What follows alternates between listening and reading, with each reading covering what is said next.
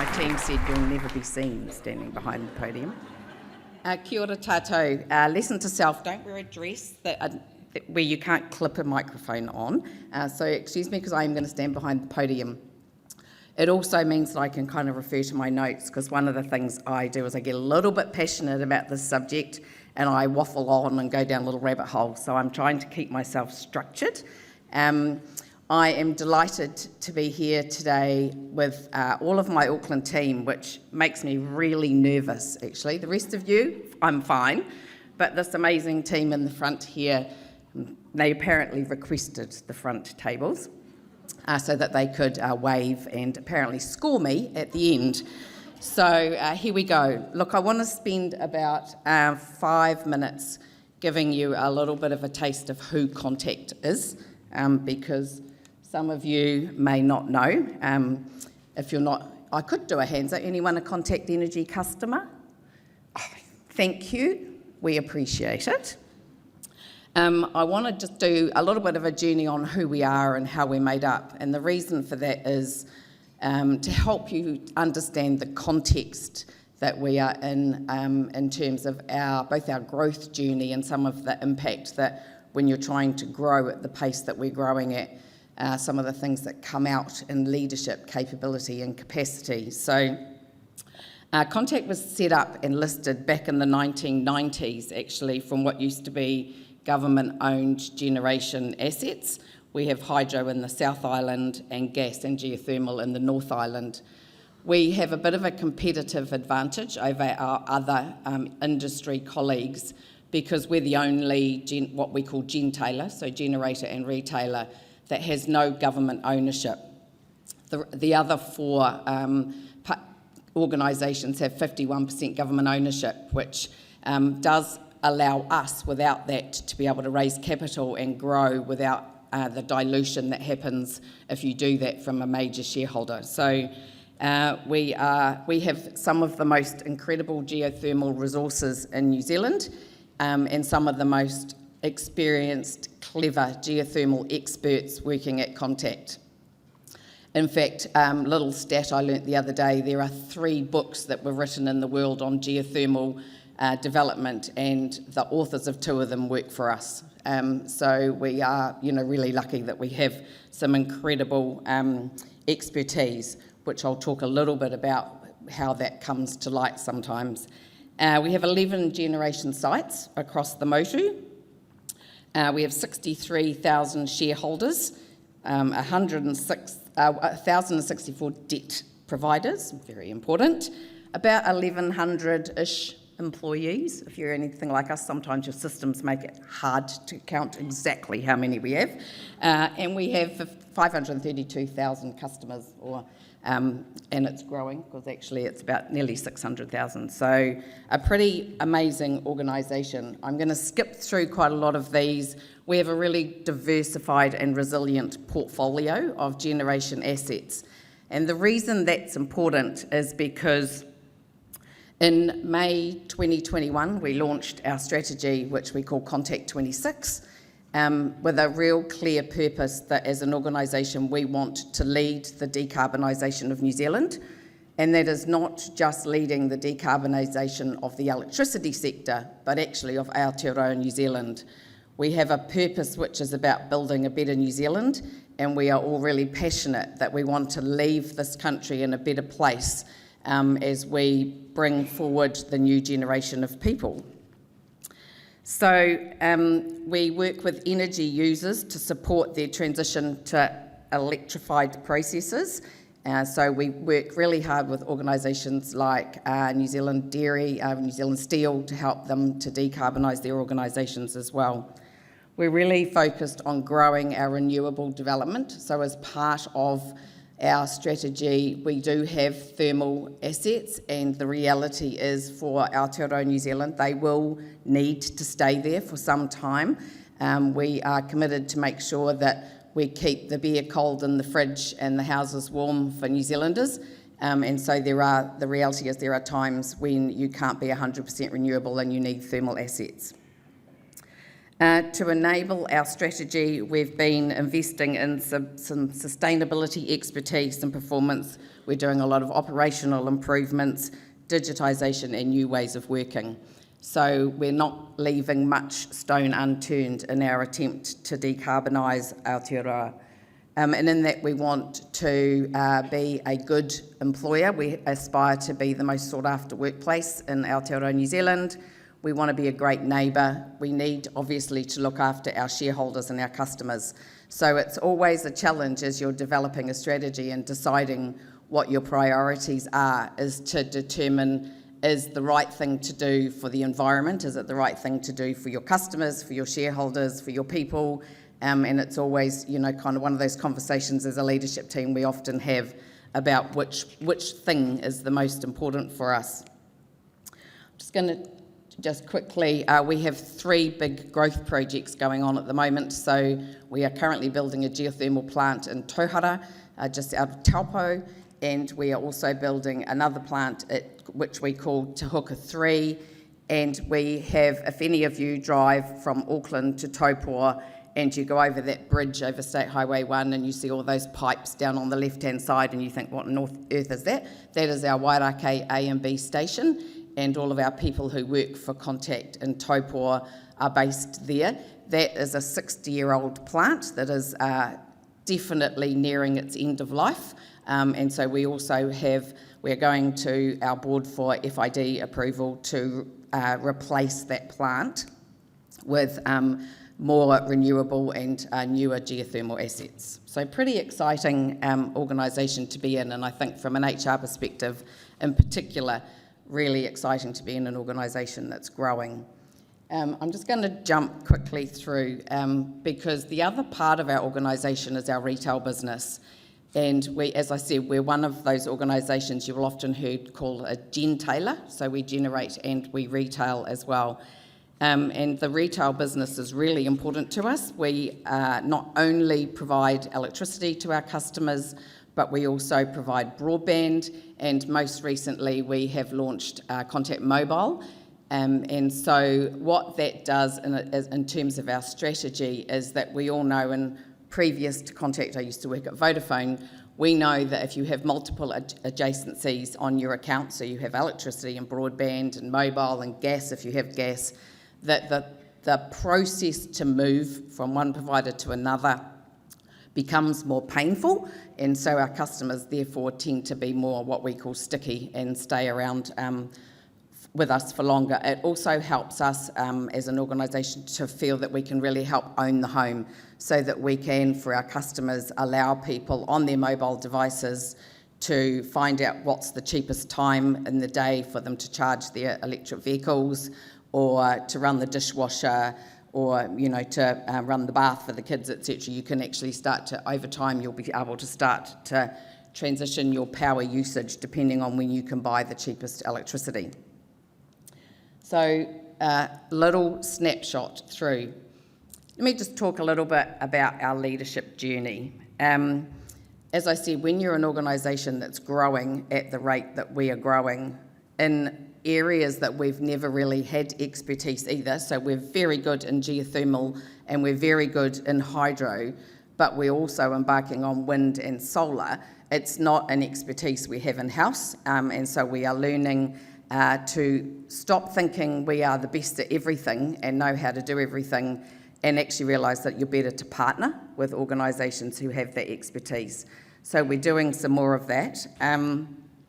But I want to just, when I joined Contact, it was November 2019, before anyone had heard the word COVID, and our CEO joined in February 2020. So he had literally been in the organisation about 3 weeks, I think, when New Zealand went into lockdown.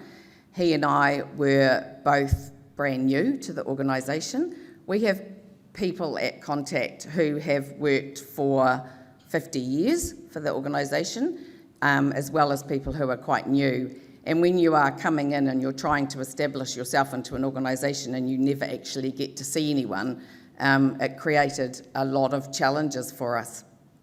And it would be fair to say, and I hope some of those leadership team colleagues aren't in the room, possibly the most dysfunctional leadership team I had ever encountered. And so Contact was an organisation that was very siloed back in 2019. We had a generation business with effectively its own CEO, its own HR team, its own finance team. We had a retail business with pretty much its own CEO, same support structure, and a corporate function in the middle that was a bit of a lost child and didn't really understand what its purpose was and what it was there to do. And a directive from the board that we needed to break down those silos. So it would be fair to say that for the first 12 or 18 months for Mike's and my journey, that wasn't easy to do when you can't see people face to face. So I think that really held us up in terms of our ability. However, in, I think it was September 21, let's just have a look. There you go, February 2022, I reached out to Karina and said, help.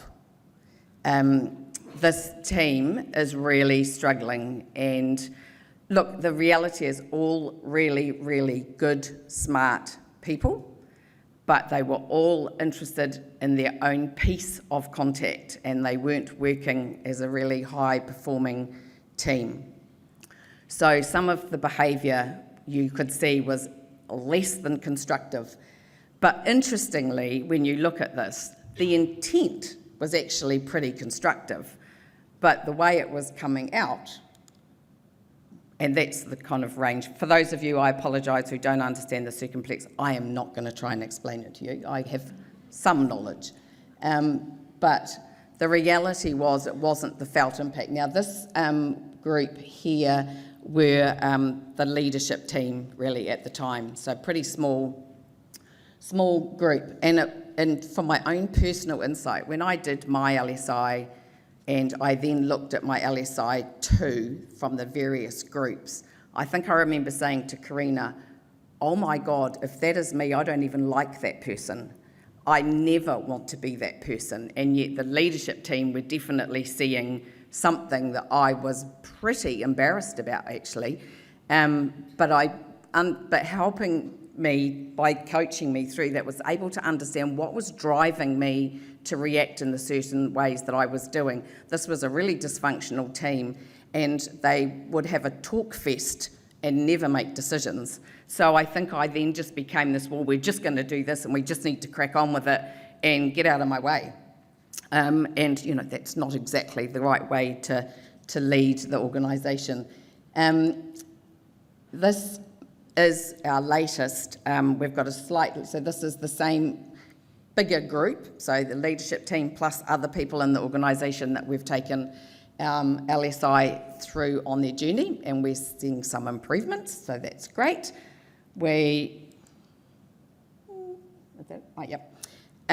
Slightly interesting because this is 61 people, and we kind of go 15 in the top 25 percentile, 15 in the bottom 25 percentile. You know, it's kind of an interesting, no wonder we're not necessarily getting a consistent kind of leadership impact across the organisation. This is only quite recent for us getting this information, so we're really starting as a leadership team, supported by Karina, to unpick this a bit and understand, you know, kind of what we need to do. And then, more importantly, this is the, you know, kind of the total group of people who have actually given us feedback on our LSI. So we're getting there slowly, but I think what's really interesting, and I do want to just kind of move to both where to from here and what have we learnt. I think for me, the biggest learning is, firstly, the comfort in the room today of realising we're not alone. This is a journey, and I think when you have a couple of things, we are trying to do so much as a business that people are really struggling to find the time, I think, in reality, to reflect on their leadership journey themselves and to kind of really focus on what they can do differently. So we really have to try and help them to, what I refer to as, put space in the pace, to try and, you know, think about what's the impact that people's behaviour is having. I think also one of the things, we have behaviours in the organisation, like most companies. One of them is human kindness. And it's both a blessing and a curse, because what we tend to find is human kindness means I can't have a challenging conversation with someone. Human kindness means I avoid saying when things aren't going well, rather than understanding that if you truly are being kind to someone, you do have those conversations with them because you want them to be successful. So it is one of those things that it's a real fine line. And in reality, I also think that the New Zealand employment law legislation is so hard when it comes to trying to manage performance up or out, that our leaders avoid it because they think I'm going to end up with a personal grievance, or I'm going to end up, like in the employment court. And so what they tend to do, and those of us who are HR practitioners know, avoid. Oh shit, I'm in trouble, go see people experience. And then we're trying to step in and try and help them to resolve it. And so the lack of leadership development, and the reality is as an organisation, we just hadn't invested in leadership development at all, really. It was done in little pockets around the organisation by someone saying, oh, I really want to go on a leadership development course. And so their manager go, okay, cool, what would you like to go on? So they then send them off and they think, oh, fabulous, I've done this course now. And then you come back and you see no change. So the ability for us now to start building a structured leadership framework and program, and as OPEX budgets get tight, we are, and me and my team, holding on to this budget, and we will not be letting it go. I want to just share with you, now I feel like a fraud because Amanda, you should be up here telling the people this, but we now have managed to kind of really get a leadership pathway that people can start to see and start to embark upon, that allows both because we have the executive team, a lot of senior leaders, we have team leaders, we have a contact centre, we're with a team leader who may have 15 or 16 CSRs reporting to them. So we need something that kind of is good for everything. And I can't remember who mentioned it now, but this kind of one and done, sending people on a leadership development program, and as a PE team patting ourselves on the back and saying how fabulous we are because we've sent them all, and then doing nothing different is not going to get us where we need to go. So we have to find something that's sustainable, that people do get those kind of face-to-face experiences, go on multiple journeys and build their capability in this particular field. And then I'm really hopeful as a result of that, we will see a lot less employment relations issues coming to our team to have to deal with, because at the end of the day, I feel it's as simple as just having great conversations with people, but it just is so hard for some. So let me just I'm not going to talk to all of this, but I am just going to walk you through. My team are all sitting down in these front two tables, and we will be here if you want to ask us any questions. But it's really exciting to start to see this coming to life throughout the organisation. We don't have it all built and ready to go. We're building bits and drip feeding them, and these people in contact often haven't had much, so they are delighted at anything that you give them and actively participate. So it's really, as I say, really great to start to see some of this stuff come to life. Right. As I said, what have we learnt? I've learnt that you go 2 steps forward and sometimes 5 backwards, but you just keep getting back up every morning and you go back in and you keep going, because actually seeing people grow and develop is really what, well, I think most of us go into HR for, even if Dyer thinks we're like the police. I could tell you I've had to be a police officer to him a couple of times. Isn't that right, Dyer? I was just talking actually about, we were joking at the before, of his 14 CEOs, the time Dyer and I worked together, I think we had 4 of them in 5 years. Some of them were good and some not so good. So for me, it's about creating awareness and a desire to really understand the impact of behaviour, and then helping our leaders to work on it. As we all know, it's not easy, but we just have to keep going. And actually we have to, I think to Dyer's point, don't worry if it's not perfect. because actually just get up and do it and keep going, and the more you do it, the better you'll get. I've learnt it's a journey that never ends, and clearly lots of people in this organisation are still struggling on it themselves. But as we are starting to embed a deeper understanding of what constructive behaviour looks like, feels like, and impacts the organisation, perhaps I finally might get to retire. Thank you.